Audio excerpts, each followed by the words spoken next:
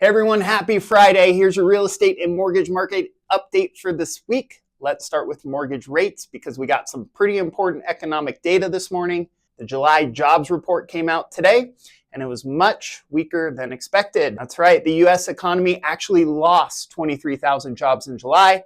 Economists were expecting somewhere around 80 to 85,000 new jobs. On top of that, May and June were revised down by another 100,000 jobs combined. The unemployment rate, not too bad, actually moved slightly lower to 4.1%, but that was largely because fewer people were participating in the labor force. Labor force participation dropped to 61.4%, and wage growth slowed to about 3.2% year over year. So why does this matter for mortgage rates? Well, generally speaking, weaker employment data is good for bonds and good for mortgage rates because it reduces some of the pressure on the Federal Reserve to keep monetary policy restrictive. We saw that reaction immediately this morning. Treasury yields move lower, and according to Mortgage News Daily, the average 30-year fixed rate improved to approximately 6.74% today, down from 6.77 yesterday. And if we compare that with last Friday when rates were approximately 6.83%, we're now about 9 basis points lower in 1 week. That is a nice improvement, especially considering we're sitting near one-year highs just a couple weeks ago. So we're getting some improvement. But we're definitely not out of the woods yet. Next week is going to be another very important week for rates. On Wednesday, we get the Consumer Price Index, or CPI.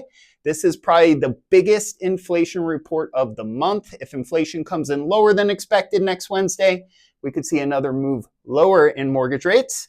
Next week, we also have Producer Price Index and retail sales, which will give us another look at inflation and the strength of the consumer and the overall economy. Now let's talk about the Denver real estate market. At the end of July, there were 13,000 active listings across the Denver metro area.